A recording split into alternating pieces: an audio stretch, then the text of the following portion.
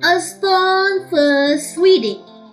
How zebras got their stripes. This story is about a greedy baboon, a pond, a giraffe, an elephant, and the very first zebra. Long ago, there was a greedy baboon. He lived by a pond.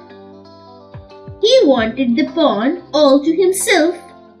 Everyone was thirsty. Baboon didn't care. Giraffe crept to the pond. Baboon rode. He waved his arms and jumped up and down. Giraffe fled. Elephant went to the pond. Baboon rode. He jumped up and down and waved his arms. Elephant fled.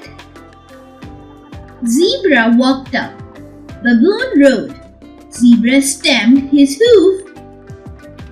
"It's not your pond," he said. "You must share it." "No," said Baboon. "Go away." Baboon got lots of sticks. He piled them by the pond. Then he lit a big fire. "Now everyone will stay away." Zebra wasn't scared. He ran at Baboon. He kicked out his legs. Baboon flew into the air.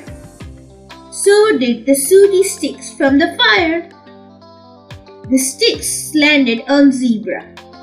Baboon landed on his bottom.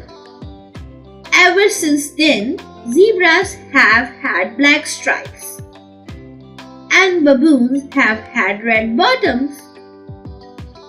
Please like and subscribe and click the bell icon to get new video updates.